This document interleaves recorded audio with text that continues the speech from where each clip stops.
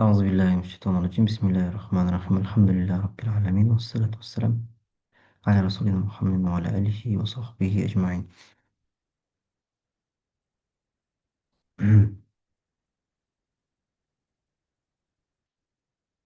Oradan артықшылықтарына келдік. Оразың артықшылықтарының бірі, келесі артықшылығы, бұл Алладан басқаға құлшылық қылуды тыяды. Қысқасы, яғни Алладан басқаға құлшылық қылып кетуді тыяды.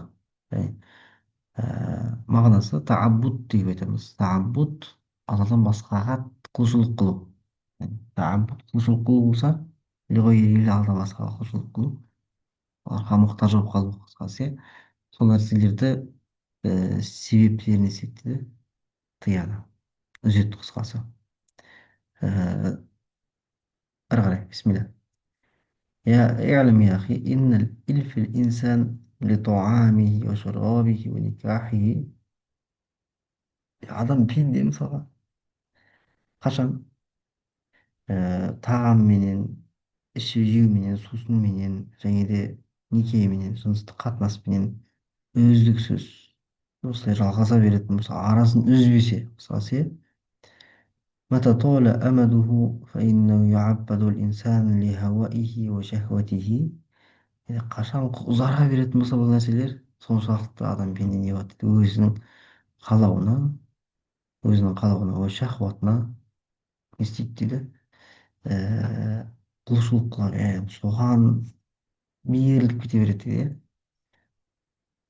وينسي الغاية التي خلق الله من أجلها. алла тағала сол нәрсе үшін мақсат үшін жаратқан алла тағала жаратқан мақсаттарды ұмытып кетеді дейді. Қысқасы, иә, не үшін жаратылған мысалға, енді сол мақсатын ұмытып кетеді дағы, өзінің шахватына, өзінің қалауына еріп кетеді. М?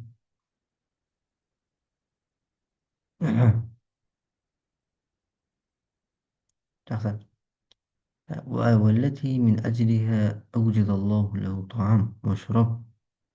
яғни алла тағала бұл тағамдарды, ішіп жемдерді сол нәрсе үшін жаратқан, яғни сол мақсатын ұмытып кетеді. Не үшін жаратылған? Адамның мақсаты алла тағалаға танып, алла тағаланы құлшылық қылу, мысалға, дұрыс па? енді құлшылық қылған кезде бізде тамақ жейміз.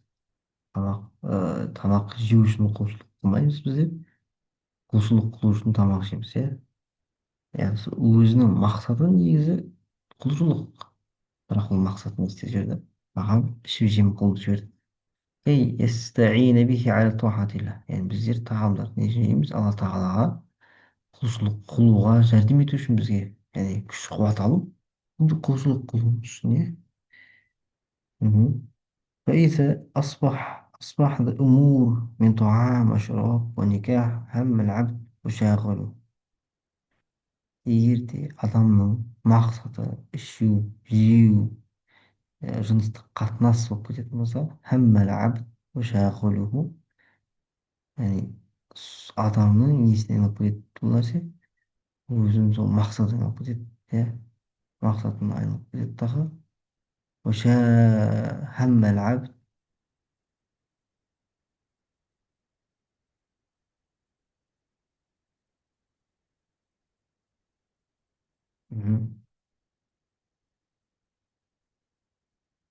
сол нәрсемен не істейді дейді, шұғылданып кетеді. أسرته وأذلته وصار عبدا لها. яғни оның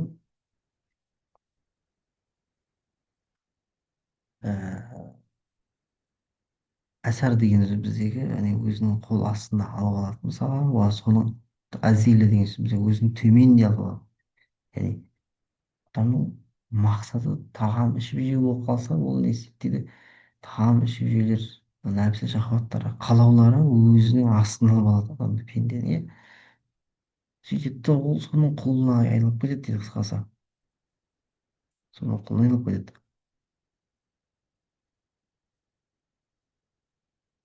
وبذلك يتحقق فيه قول الرسول осы нәрсе арқылы пайғамбарымыздың мына бір сөзі не істейді дейді, басталады дейді. мысалы تعس العبد دينار، تعس العبد الدرهم، تعس وإن تكس، وإذا شيك فلا انتقش. يعني تعس العبد الدينار، تعس عبد الدرهم.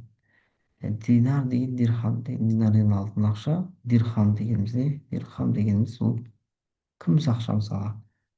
яғни бақытсыз болды дейді. Тағас деген сөз. Бақытсыз болды кім? Динардың құлдары, ақшаның құлдары, алтын ақшаның құлдары. Бақытсыз болды күміс ақшаның құлдары дейді. жақсы. وما أحسن ما قاله علام المناوي في الكتاب فيد القدير. فايد القدير кітабында المناوидің мына бір сөзі қандай жақсы сөз еді. موضحا لهذه الحكمة، бұл хикметті ашықтап отыра былай деп айтқан деді: إنما الشرع صم كسر شهوات النفوس. ораза асылында шариғатта не істеді дейді, шариғат қылынуының себебі нәпсіні сындыру үшін, шахваттарды сындырып тастау үшін қысқасы. وقطع الأسباب استرقاق وتعبد الله. және де алла тағаланың басқа нәрсеге құл болып кетуден, иә, құл болып кетудің себептерін үзуден қысқасы, иә. және де соған ыыы бойұсынып құлдыққа еріп кетуден мысалы, иә, сақтайды дейді. فإنهم لو داموا على أعراضهم لاستعبدتهم الأشياء. егер де адамдар өздерінің негізгі мақсаттарынан, сол бір мақсаттарын, ләудаму аля арадихим, осы бір оңаша дүниенің мақсаттарыменен шұғылданып кететін болса, не себепті ластағабадетхум ләшия, әлбетте бір сол бір нәрсеге құлдыққа кететін еді, яғни құл болып кетер еді дейді қысқасы. сол заттарға құлдық болып кетеді. алла тағаладан үмітін үзіп қалатын еді. وصوم يقطع الأسباب التعبد لغيره. ал ораза деген дейді, алла тағаладан басқа нәрсе құлшылық қылуды тыяды дейді. ويورث الحرية من الرق المشتهيات. және де қалауларға құл болып кетуден азат етеді адамды, иә. Хуррия деген сөз, яғни азат болып қаласыз, мұқтаж емессіз бір нәрсеге, иә. мысалы сіз қалауыңыз тәтті нәрселерді ішсем, тәтті нәрселерді жесем деген сияқты, иә. яғни күндіз сол нәрсені қимайсың да, мысалға жегің келеді, ішкің келеді, енді сені тағырамасына кетті, тоқтай тұр кішкене мына жақтан. құлшылық деген нәрсе бар, ораза деген нәрсе бар. келді де мысалы сіз не істеді, тыйды да қойды, мысалға күндіз ішпейсің дейді. енді сіз не істейсіз, өзіңіз оправдание іздейсіз мысалға сол нәрсені ішу үшін. иә, кофе ішіп отырған жақсы қыста, салқындатып қойды күндіз, иә. сөйтіп ішіп отқан жақсы, күшті картина мысалға, әдемі картина береді, күшті образ мысалға, иә. бірақ сіз не істейсіз, алла разылығы үшін тәрк етесіз.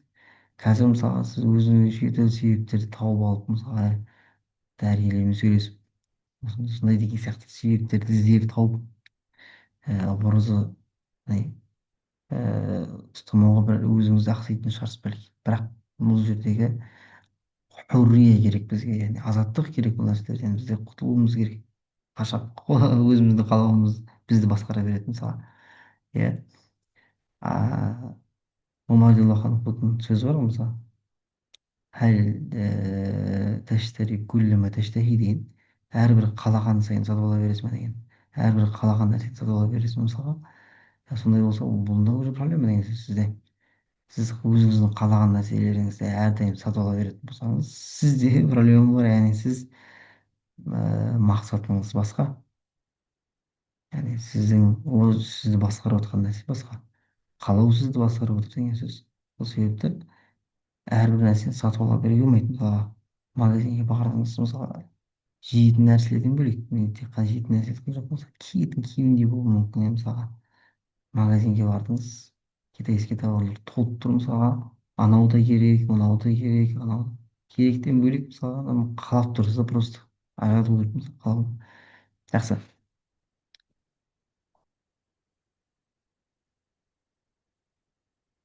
لأن المراد من الحرية أي أن يملك الأشياء لا تملكه.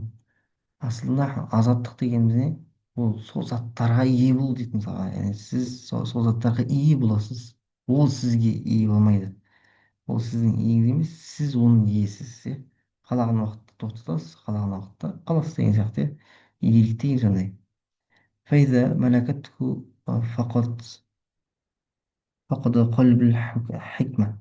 егер де егер дейді мысалға пендені пендені ораза басқарып сол шахуаттары қалаулары басқарып кететін болса